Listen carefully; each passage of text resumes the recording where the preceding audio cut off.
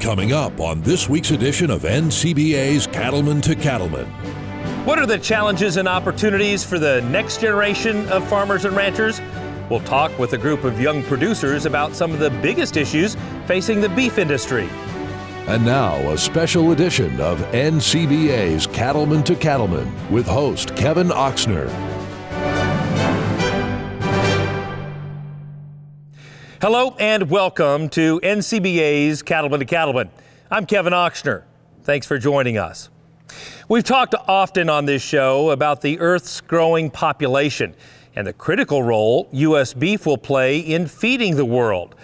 But in order to meet this challenge, we're going to need to attract young farmers and ranchers to help ensure the beef industry is sustainable for years to come. So how do we get young people interested in raising cattle and ensure those already in the business want to stick around? Fortunately, we have a great group of young producers here today to share some of their wisdom about those issues and how to tackle them. To begin with, we welcome Rossi Stephens. She's originally from North Carolina, but now makes her home in Kansas. Tell us about yourself, Rossi. That's right. I am from Grinnell, Kansas in northwest Kansas, and I live with my husband and we run a feedlot. So we have H.J. Stephens & Sons feedlot. We have 2 locations in Grinnell and Goodland. And I work in the feedlot office as well as run my own business called RBS Ag Consulting, where I help other ag industry jobs and businesses, sure. Businesses, right. Sure. Right. And Dusty, you join us from Big Sky Country, is that right? Yes, sir. This is Dusty Hahn from Townsend, Montana, which is up near Helena, the capital city. I'm on a family operation, which is a cow-calf operation. It's a cash farm, and we have a trucking company as well. Hahn Ranch is the name of our business. I'm the 4th generation on the ranch. My cousin's kids are the 5th generation coming up. And both sides of my family have been ranching in Montana for about 5 generations now. Great, strong history. With its own set of challenges when you have a multi-generation operation, I suppose. And I just want to mention as well that we are the Region 5 Environmental Stewardship winners for this year and headed to Ncba to take on the national competition. Absolutely, huge honor. And the next young lady, somebody I've known for a long time, Cory Harrison Malone from Illinois. Cory, tell us a little bit about yourself. Yeah, well, we're located in Minear, Illinois, and there my husband and I, along with my parents, operate a 100-head cow-calf operation. In addition to that, I'm an instructor of animal science at Illinois State University. That's great. And Jared, you come to us from Missouri, is that right? Jared Wareham. Yeah, God's country. So, yeah, I'm a first-generation agriculturalist. Also run a cow-calf operation with my family, as well as write for Drover's Magazine. But what I do on a daily basis, most of my time is dominated with a company called Top Dollar Angus. Outstanding. Well, I'm curious because each of you have had different paths, slightly different paths getting into the beef industry, and so I'm curious to just learn a little bit more about that. Dusty, let's start with you. You come from a long line of ranchers in Montana. Talk to us about how you got your start. Okay, I actually didn't start out to be in agriculture. I went to college and I was supposed to be in engineering, and I did that about a semester and discovered that that wasn't where my passion was, and switched to an agricultural major, graduated from college and returned home to the family operation, and I think that they were pleasantly surprised that that was my choice in life. So fantastic. Cory, tell us about your path. Yeah, I can't really remember a time that I wasn't involved in the cattle industry, so it has been a part of my family for as long as I can remember. I'm a 4th generation cattle farmer as well. Went to college at Oklahoma State in animal science, and it's always been a part of my life. It gets in your blood. We were all just talking, before this, that it really does get in your blood, and I've never left, and I'm very lucky that now I get to teach college students about my passion. Well, so tell us how you split your time. You are a professor and also have a cattle operation. Yeah, absolutely. Well, during calving season, I don't sleep, so I run on a lot of Diet Coke. But you know what? when you're passionate about it, it's kind of just like it works. And a lot of times my morning might start very early, you know, with morning chores and that kind of thing. And then I go do my day job. And then at night I end with the cows again. So it's a family operation though. We make it all work and we split time. So that's fantastic. Somehow it works. Yes. Rossi, obviously you have a strong background in the beef cattle business, but didn't launch right into production agriculture. Tell us about your journey. That's right. So I started out, as you said, I'm from North Carolina. After I graduated, I went to DC. So I was the intern for Ncba. I was their public policy intern first. And I stayed in DC and worked for the Animal Ag Alliance and then for a local House of Representatives member, so a congressman. So I started off there, and after that I went to work for Ncba. And then I married my husband and moved to the operation. But when I was working for the congressman, I wasn't all agriculture. I was helping him answer correspondence to all of his constituents, and I always had that need for being in agriculture, and I helped him with his ag-related issues, but I did kind of stray from the path and come back. Does it make you appreciate being involved in production agriculture more now when you had a job off the farm for a while? Definitely, and we got a lot of calls into the congressman's office. He was heavy agriculture as a congressman, so there were a lot of people that didn't understand the different issues, and I was one of those that answered the calls or answered the letters, and so it was interesting to see different perspectives and kind of bring them back and kind of relate those to agriculture and how I lived my life up until that point. That's great. Now, Jared, you were telling me you're really first generation farmer and rancher. Is that right? Tell us about your background. That's correct. You know, it's multiple generations since I guess you could say my family was involved at any level in agriculture. Okay. But you know, as a kid growing up, we'd always come back to visit the, you know, grandma, great grandma's farm, and have that connection to the beef side of it. And it's what I just love to do.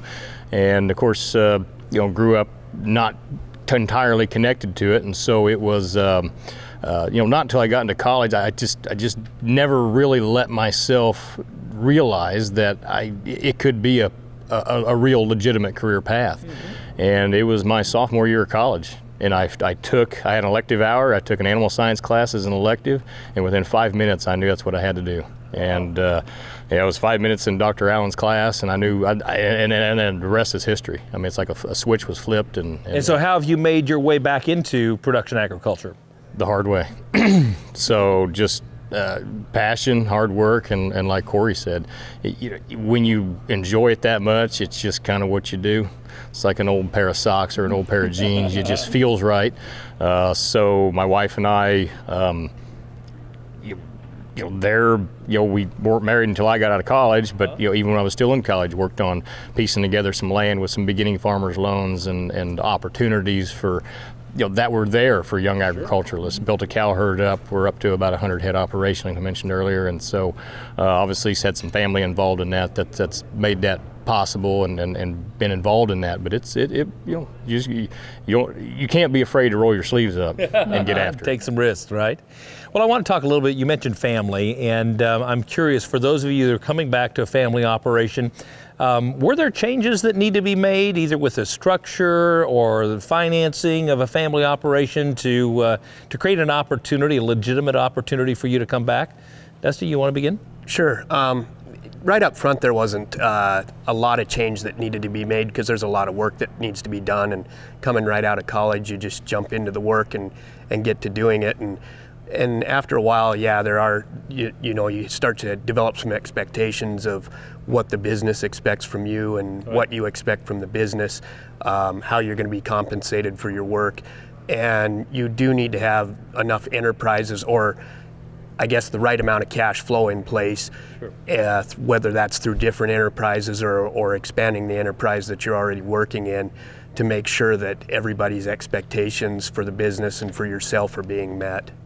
Now, Rossi, you kind of married into a multi-generational family. What type of complexity does that add, or guidance would you give people when they're entering that kind of situation? Right. I'm from a third-generation cattle operation, but they're from across the country. Right. So I came into this family, and at first I didn't think I was going to work at the feedlot. I was going to do my job and my consulting business, and then we kind of developed a program. We started a new feedlot database, and so that was kind of my niche. Yep. I knew that was where I could fit back in. Now I'm going in every day and working the latter half of the day at the feedlot in the office.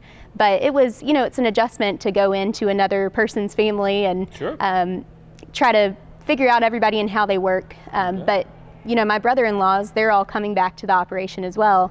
So they're having to find out who's doing what and how they all fit into the puzzle. Yeah, it creates a much more professional approach when you have multiple folks and multiple different family members engaged in that. Cory, what have you learned coming back to a multi-generation operation? Yeah, you know, I would say probably the biggest thing that we learned was how to break down some communication barriers. I would say that when we first came back, kind of going off of what both of these two said, you come back at first and you start and it's like everybody doesn't know what the goal is, so we're all meeting it, right? Yep. And so when we were able to kind of define our goals of our family operation, those lines of communication kind of opened up, and I will say that some technological advances helped us along the way. There's some great apps and things like that for record keeping and tracking finances and that kind of thing. So that really helped us. But I would say the communication barrier was the biggest hurdle that we had to overcome in our family operation. So what do you say to viewers who are sitting out there who maybe like some of you, either had a relative who had a farm or ranch or grew up showing some livestock, but they're just not sure, is the beef business a real career opportunity for them? What would you tell them? I would say that, you know, if it's their passion, our industry needs talent at all levels. It doesn't matter if you're an engineer, marketing, communications, finance. I mean, we need talent. So if you have a passion for being in this industry, you know, you can enter it and be successful and be a professional at multiple, you know, in multiple channels, multiple outlets to get you in here. And then perhaps, you know, if beef production ultimately is where you want to end up, and then you never know, maybe you work that direction.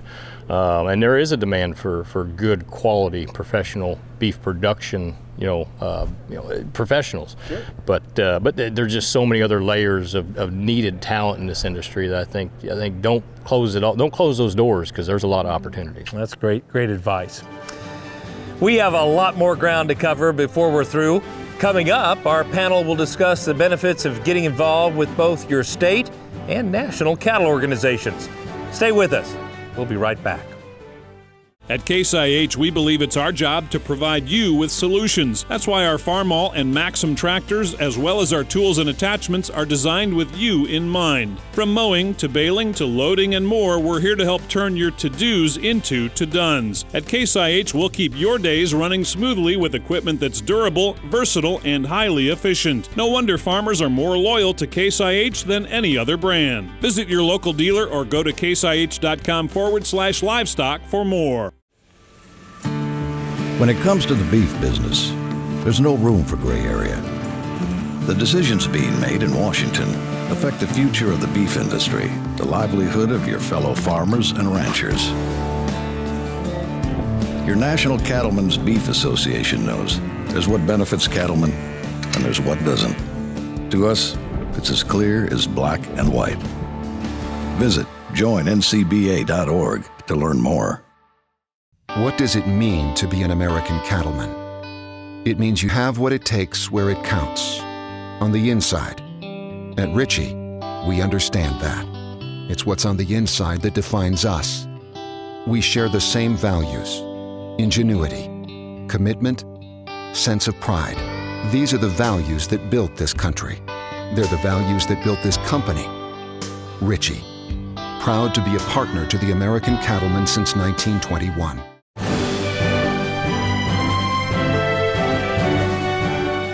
Welcome back to this special edition of Cattleman to Cattleman. Ncba is a grassroots organization where members come together to set policy positions. This process starts at the state and county level and is critical to the long-term success of the industry. We ask Ncba President Jennifer Houston why it's so important to get producers of all ages involved in the policy-making process. Well, it's so important for the survival of our industry.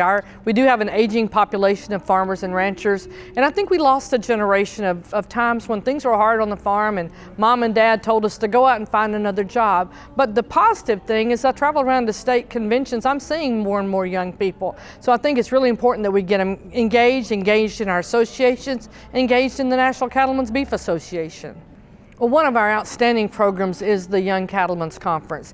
We take it each year and states nominate an outstanding young producer from their state to really get to see the whole gamut of the beef industry, from our offices in Denver to our packing facilities, to processing facilities. We end up in Washington, D.C. We visit our legislators, and it's a really opportunity because so many of us don't get to see the whole spectrum. We know that part that we're engaged in. So it's a learning opportunity, and I think it really develops because we see a lot of those YCC alumni become leaders in their state and on the national level. We're back now with our panel of young producers. Now, I guess I would ask you all are members of both your state and the National Cattlemen's Beef Association, is that right? Yes. So what do you see as the value of being members at both of those levels? Rossi? So I grew up with an interesting background. My dad is the exec of the North Carolina Cattlemen's Association. Yeah. So I grew up going and helping with conventions since I was little. We were the extra hands. So I really believe in how strong you can be in the county level. I'm a county chair for KLA. Moving up to the state level and on to the national level, you can bring those experiences, the different policy you bring forward, all of the different interactions you have in those local communities and bring them to that national level. All very important. Cory, what would you add? Yeah, I would add that the educational opportunities for producers is probably one of the greatest benefits, in my opinion. Programs like BQA, Ncba, those type of programs. And the reason I say that is I think that consumers are wanting to know that producers are taking every step possible to ensure the safest beef supply, and that has been produced in the safest and most efficient way, I should say. And so essentially I think programs like that are kind of creating a more sustainable product for us. So. That's great. Jared, what are the benefits of participating both at the state as well as the national level? Well, I think it's important to be focused on the policy and collaborate, whether it's at the state level and or the federal or national level. Issues such as trade or regulatory overreach, things like that aren't going they're not going away, and we have to make sure that they can't limit our ability to make a living in beef production.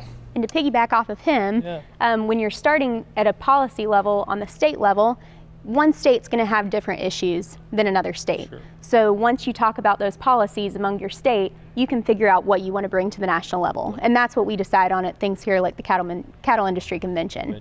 That's a great point.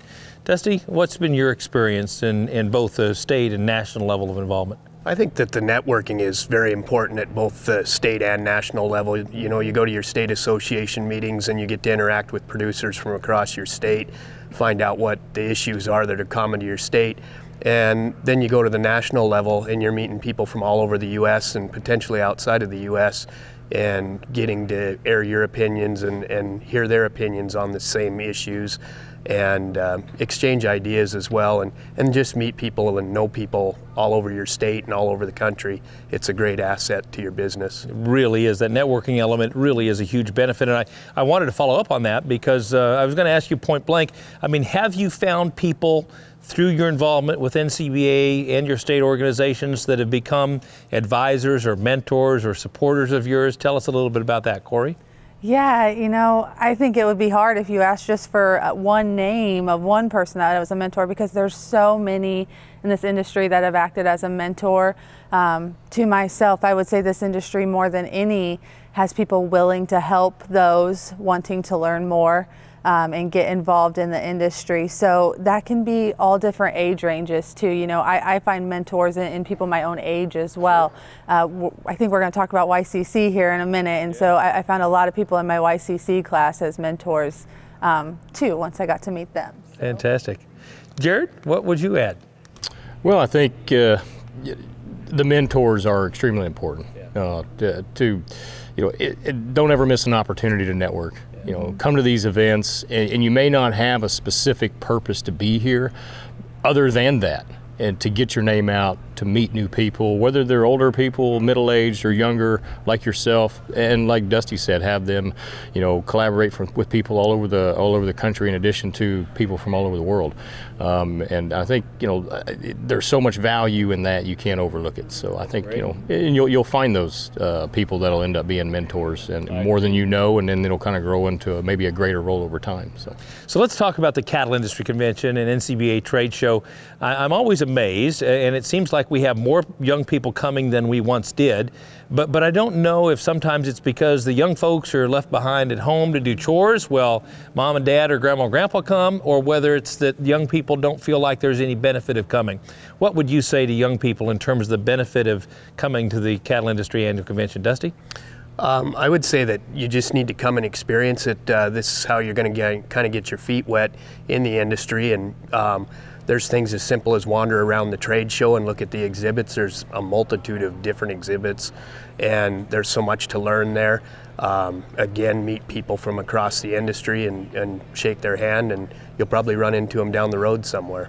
Rossi, what value have you seen in the convention and NCBA trade show? Well, one thing I would really recommend to young producers is going to Cattlemen's College. Sure. So Cattlemen's College, they have great education, all different types of speakers. So if you are from a cow-calf operation or from a feedlot, or you're doing more of the marketing and kind of out of the industry but still working within, there's something for everybody there. And you can choose different tracks. You can choose to go to one speaker versus the other throughout the day, and it's a 2-day event, so you can really learn a lot and kind of pick and choose what you would like to go to. It's great insight. Thank you all for your comments.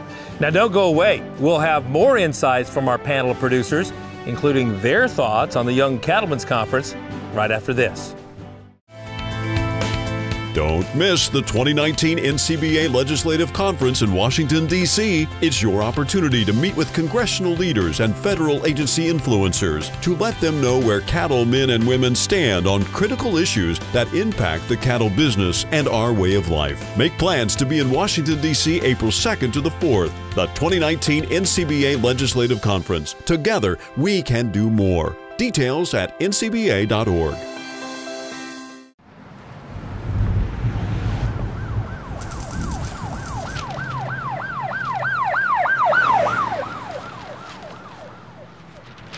The elements can be relentless. Make sure they have respiratory protection to match.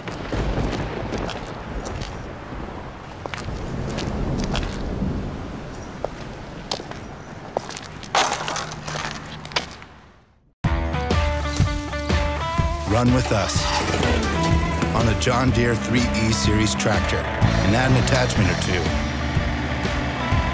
Because it's time to turn this land and everything on it, as far as the eye can see, into your land. Nothing runs like a Deere. Run with us. Search John Deere 3E Series for more.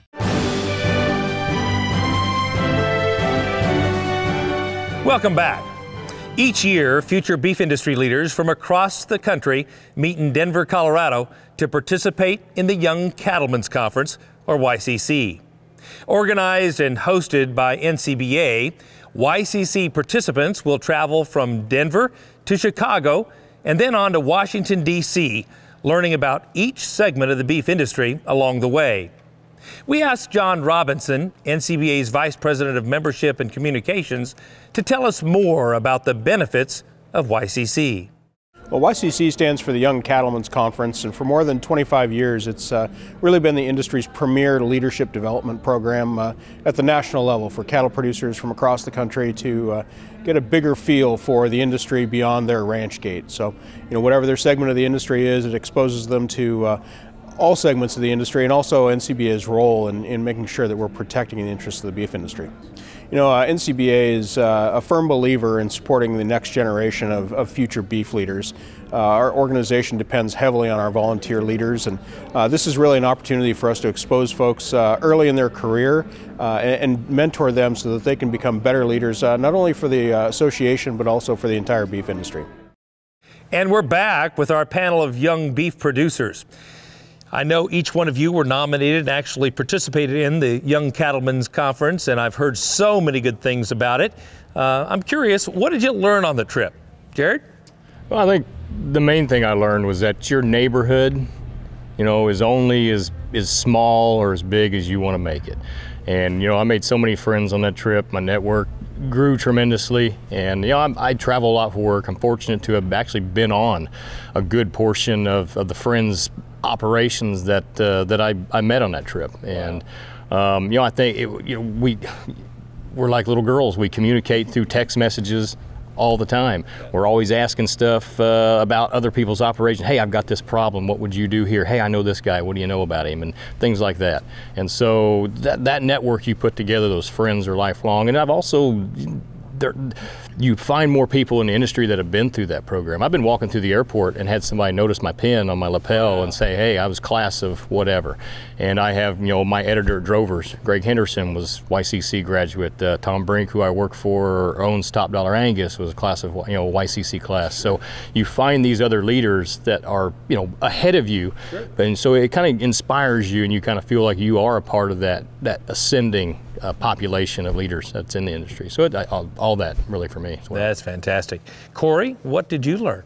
I don't really come from what we would term cattle country in Illinois. So for me, I suppose my favorite thing to learn was to see the industry across the country, not only through the events that YCC provides, but to also hear the stories through my classmates' ranches and farms. We had a classmate that ranched in Hawaii and then one all the way down in Florida that would talk about, issues with alligators, and so I guess it was just, I really enjoyed seeing that even though we all take different steps to get there, we're all working towards the same goal, and that is a safer, more efficient beef supply. So, Rossi, how did the trip impact you? I really just liked getting to see all the different segments of our industry. Okay. So like you said, we started off in Denver. We learned about Ncba, how the association works for us as producers. Went on to Chicago. I really enjoyed going to McDonald's, except for they didn't service Big Macs. But, no kidding. We can look past that. And then we went on to DC, and you learn about the policy and why we're in this and why it's so important that we talk to our representatives and really get to know just all the different segments of the industry and how they all play into what we're doing.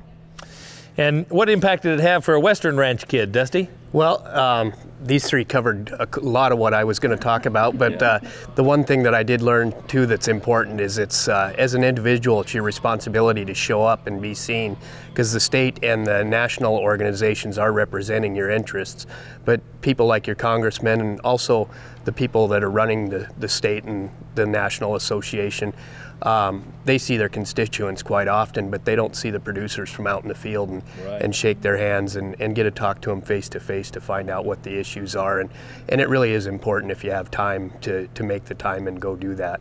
So what would you say to somebody watching at home, a young producer who is considering being nominated or trying to get nominated? What advice would you give them, Cory? Do it. I tell people all the time that YCC changed my life, and that's something that I mean, not only from an educational standpoint. I think I learned more in those 10 days than maybe I've ever learned, but also it really ignites this passion in you that you have, and you're just on fire for the beef industry. Fantastic. A truly unique and sounds like life-changing experience.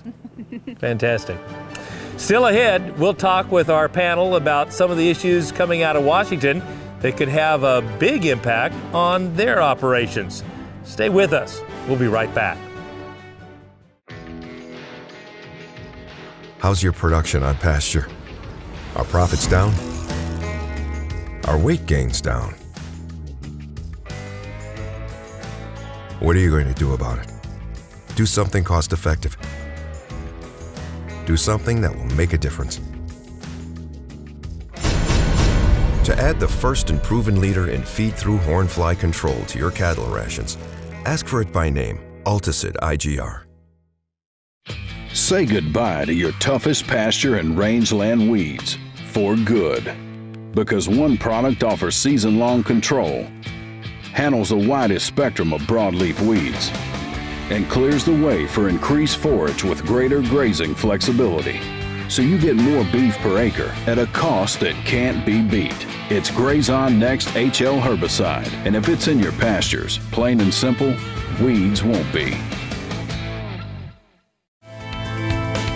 Don't miss the 2019 NCBA Legislative Conference in Washington, D.C. It's your opportunity to meet with congressional leaders and federal agency influencers to let them know where cattlemen and women stand on critical issues that impact the cattle business and our way of life. Make plans to be in Washington, D.C. April 2nd to the 4th, the 2019 NCBA Legislative Conference. Together, we can do more. Details at ncba.org.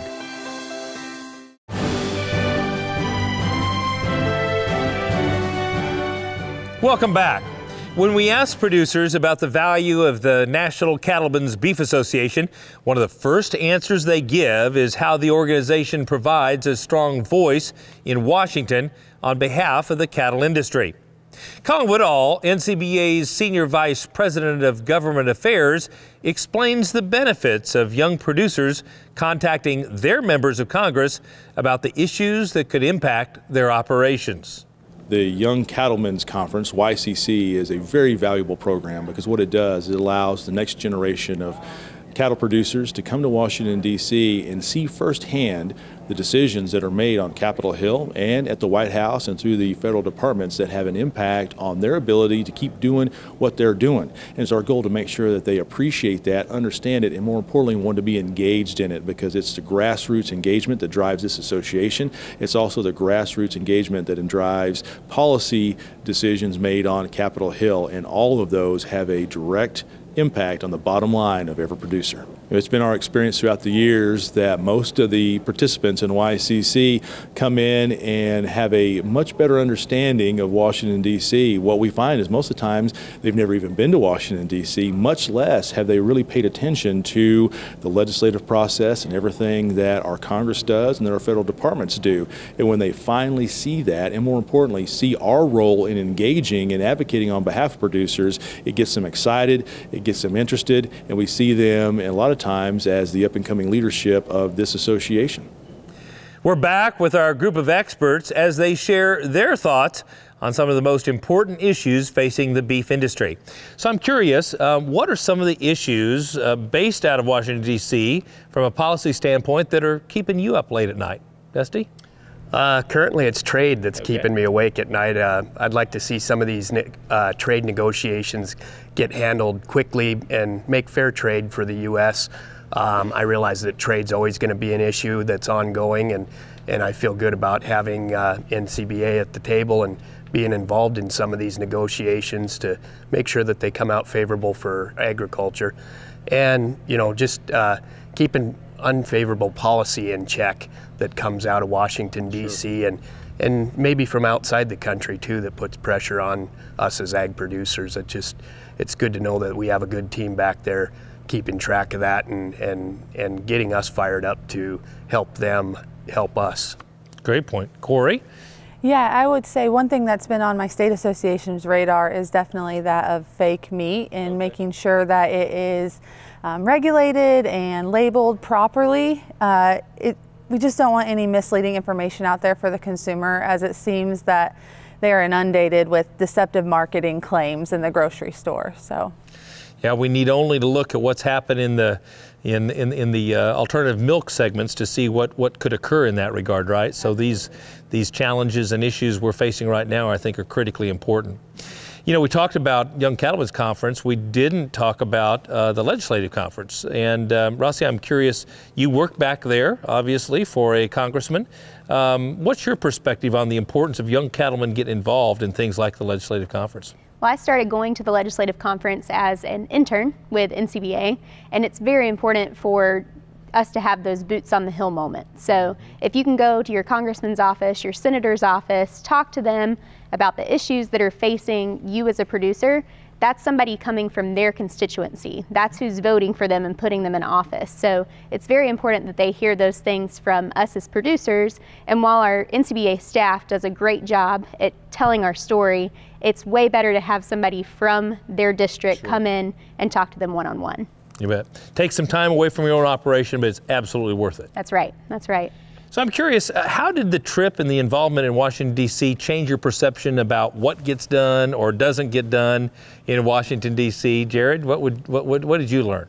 Well, I think you learn right off that, and this is one way it was put to us as we were on that trip, that there's a lot of motion in D.C., but never a lot of movement. And so it requires a lot of pressure and connectivity, you know, to make sure policy moves in the direction it needs to move, and to stay on top of things and make sure something doesn't come out of left field. And like we talked about earlier, some of those, you know, regulatory overreaches don't, you know, hinder us like what WOTUS had done in the past, and you know, if that hasn't gone away. And so that's, you know, so I'd say pressure and connectivity and is what it requires. And Rossi, you know both the cattle industry, but also kind of the inner workings of that system, having worked in the Congressman's office back there. What do we need to know? So I was a legislative correspondent, which meant I helped the congressman write his letters back to the constituents, figure out what those issues were that we were talking about and their constituents were writing in on, and then figure out how to answer them. So one thing that I would say, Ncba and maybe your state associations, they'll do call to actions. When that happens, definitely write a letter. Don't just take what they said and send it in, a form letter. I've sorted through those form letters, and you would say, you have 248 form letters. Here's the one guy that wrote about how this is affecting him and his operation. So it's really important to write that letter or call that congressman with an actual story and not just a form. That's great insight. Thank you so much.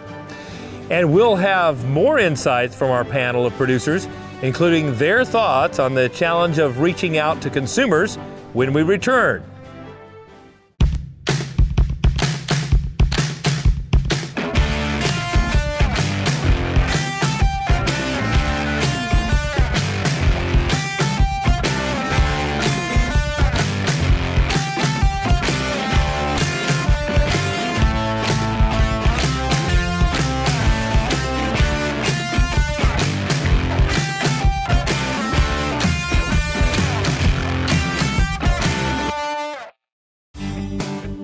Looking for an advantage in your cattle business? Then join the wave of commercial cattlemen who are seeing the value of Hereford genetics. Breed back is just absolutely phenomenal. I'd say probably 80% of our keeping heifers were baldy this year, and just can't say enough good things about them. Since we started using Hereford bulls again, I've for sure probably seen 15 to 20 pounds on our weaning weight. I think our Hereford baldy heifers, they'll be a little more fertile, have a little more longevity. Hereford bulls and females maximize the value of your herd, improving fertility, feed efficiency, docility, and more. Hereford really has a big impact over other breeds when it comes to that heterosis and hybrid vigor. It's really humbling to visit with these cow-calf producers and see these 100-year commercial ranches coming back to Hereford. They've seen the differences, they've seen the genetic progress, they've seen the difference in the cattle. The science shows Hereford genetics pay. Don't miss out on the Hereford advantage. Discover the bald-faced truth about Hereford genetics at the website herefordtruth.org.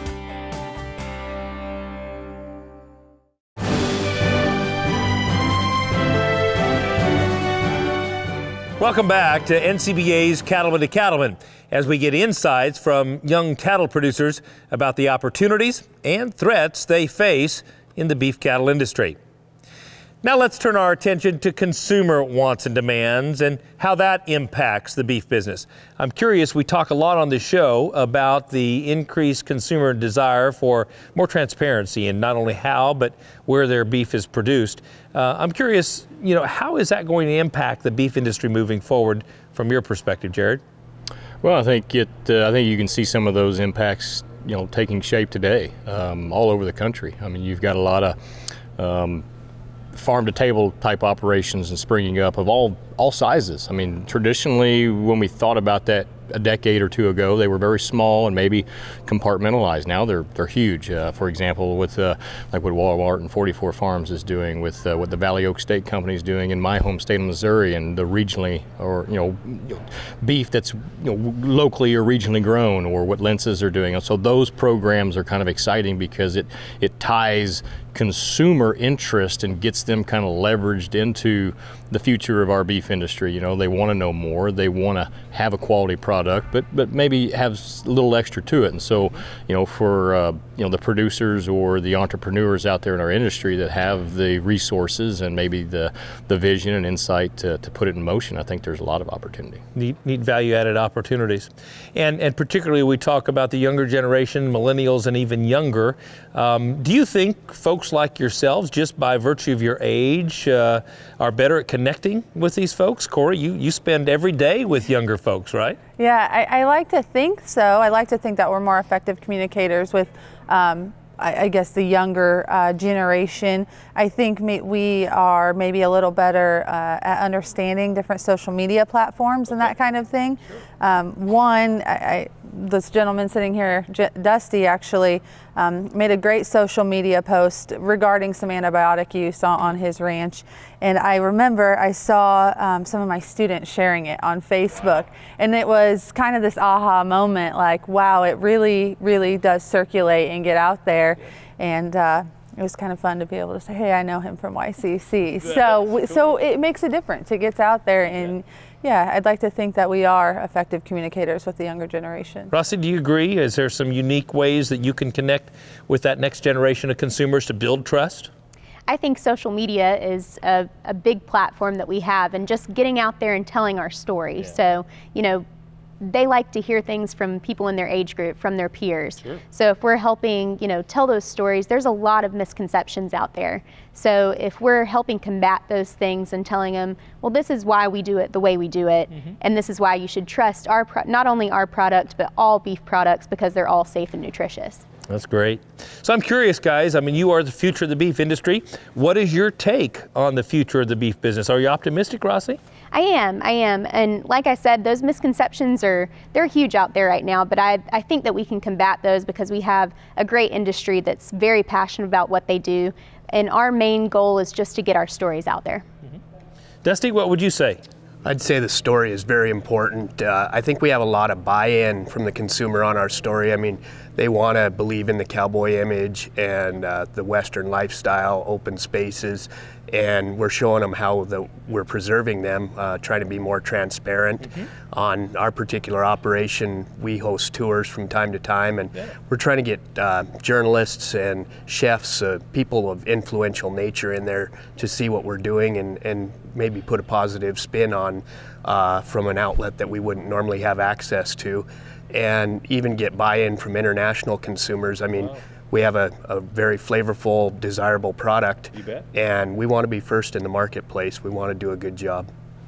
Jared, any thoughts relative to our position in the future and how optimistic you are about the future of the beef business? Well, I think everybody in the beef industry should be optimistic. I mean, long term, the outlook's tremendous. I mean, we know that the population is growing, and all the statistics about wealth accumulation and their demand and their desire to consume a beef product.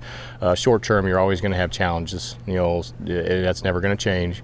But I would say, it's definitely a time to be very optimistic. I couldn't agree more. And we'll be back with our good friend Baxter Black right after this. When you're raising cattle, you might have to solve a dozen problems before you even get through your first cup of coffee. Still, one thing we don't ever have to worry about is implant performance. We use Synvex Twingrass. It's the only true 200-day trim-blown acetate implant for grazing steers and heifers. And you can actually drink this before it gets cold. Ooh, that'll put hair on your chest. We know you're up before the dawn because the cattle rise before the sun. And you spend long hours in the saddle because the herd isn't always over the next rise. And you care for the land because you know it takes care of your family. And we know you do great work. And it's time to tell that story to the marketplace. IMI Global is here to help you do just that. Leachman Cattle of Colorado is on the leading edge of multi-trait selection breeding. If you're serious about building a more profitable cow herd, I'd like to invite you to join Leachman Cattle of Colorado in Fort Collins on March 23rd through the 25th. We'll have a bull sale offering 500 stabilizer bulls. 200 of our elite females are selling as well. We hope to see you there. I invite you to get in touch and see what Leachman can do for you. He was a good horse. He spent his last year living a horse's dream, being loved by a little girl. I've owned a lot of horses, but he's the only one I've ever buried on my place. His greatest trait was that he had try. He was hard and tough and wiry, just the sort that won't say die. That's how Banjo Patterson put it in The Man from Snowy River. Well, he made a good cowman out of my daughter. He won her a buckle in the team penny. And he never placed in the halter class, always a little overweight and a mite short. And I took a lot of hoorahing from the well-mounted boys at the roping arena. But still so slight and weedy, one would doubt his power to stay, and the old man said, "That horse will never do." But after running 20 steers, he was still bursting out of the box, giving his all, while the other boys were changing horses or skipping turns.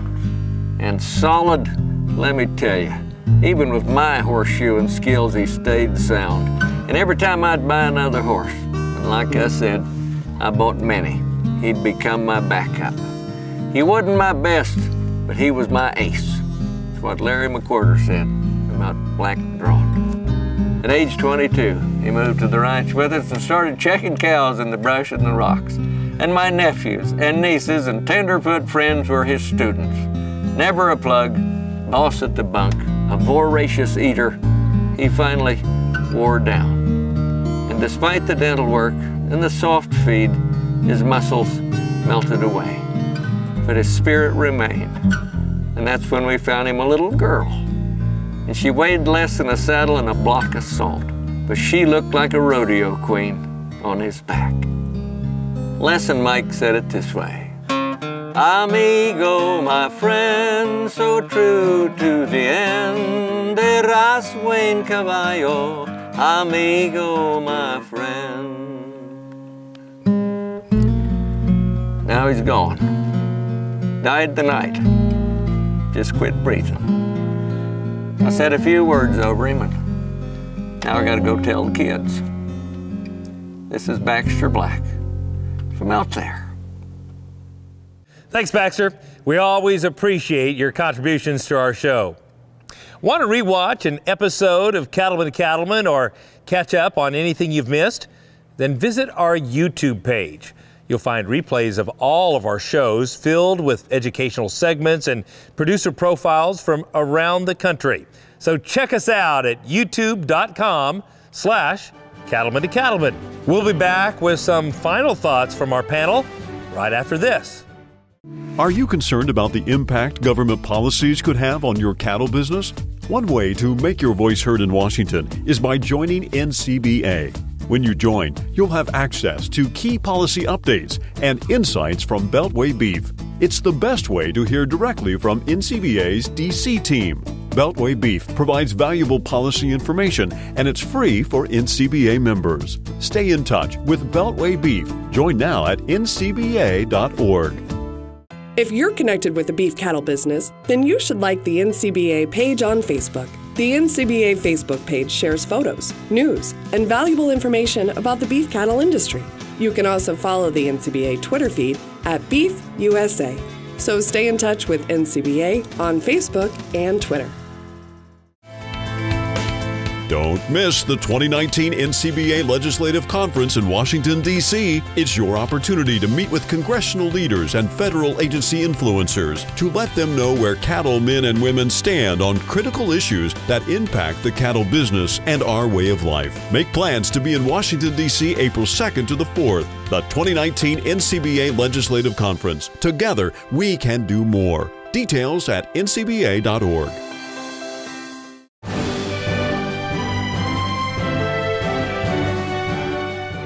Welcome back. As we wrap up our program, I'd like to ask each of our panelists to share some final thoughts. So I guess I would be curious, for a young person watching our show, what advice would you give them about getting involved in the beef cattle industry, either as a producer or one of the other aligned industry activities? Jared? I'd probably reiterate some of the stuff we've mentioned earlier, you know, don't be a stranger within this industry. Build your network. I mean, get out there and get to know people, and we need talent.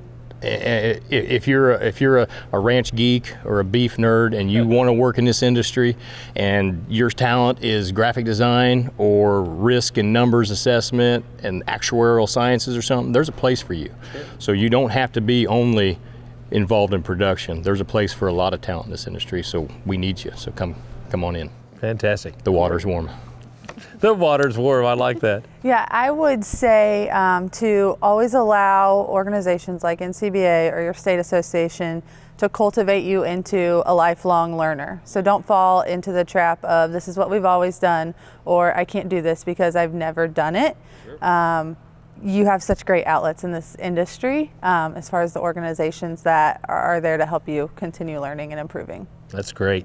It's I've often heard that it's what's most important in life is what you learn after you think you know it all. Exactly. Right? Dusty. I guess I'd say work hard and take advantages of the opportunities that are presented to you. If you can get a good education, that's great. If you can utilize you know, relationships that you have developed or plan on developing, that's great. There's just so many tools to get the end means done that are available to us. You just need to keep an open mind about it. That's great. Rossi, what would you add? I would add that, you know, even if you're not going into a specific agriculture job, there's still tons of opportunities for you in our industry, you know, helping spread the word of what the agriculture industry is doing, just being involved in your county associations, your state associations, and national if you'd like to go that far, but just really just to stay involved and use your passion to share that with others. That's fantastic. Guys, your insights are really helpful, and I have to believe they're very inspiring to so many young people who have some passion or interest or background in this industry and are just trying to figure out what is the doorway to lead to their future opportunities. So thank you so much for sharing those opportunities with us. And don't forget, every day the Ncba staff in Washington, D.C. and in Denver is working to protect the interests of cattle producers all across the country. Join in the fight to protect our way of life by becoming a member. Just call 1-866-233-3872 or visit the website ncba.org. Well, that wraps up this edition of Ncba's Cattleman to Cattleman. Thanks again to our panel, and thank you for watching. We'll see you again next week, right here on RFD TV.